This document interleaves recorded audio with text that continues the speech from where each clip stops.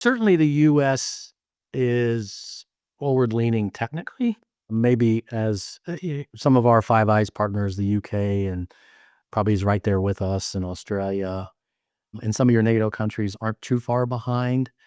I would say for our product base, they put a premium on, performance, and what I mean by that, and I don't wanna disparage any US forces because that's not what this is intended to do. Take ballistic properties of a helmet.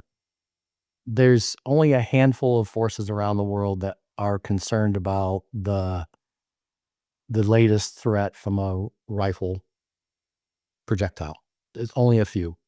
Most of them will give up some of that protection and just wanna be protected from, say, 9mm frag, so you can reduce the weight of the helmet, increase the performance of the individual wearing it, and then put more capability on the head without a weight penalty.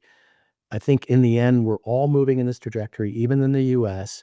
Maybe they move at a different pace because the Army is so big, but we're moving into the trajectory of information is almost as important as being protected, and being not seen, being not hit, being not where the threat is equally as important as being protected from the threat.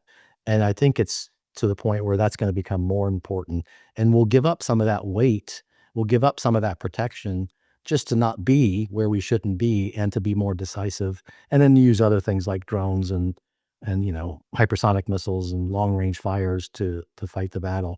People often thought 5 years ago, 10 years ago, the ground forces would go away. Why do you ever need ground forces? We can fight from the sea, we can fight from the air, we can fight from space. Well, we had some recent events. If you wanna occupy a country, you gotta have boots on the ground. So, in the end, and then you got Putin with what he did, right? So, in the end, not being in harm's way and being informed is probably taking a priority, and you see that being adopted a little bit, in my mind, my opinion, a little bit faster in the NATO countries than you are back here in North America.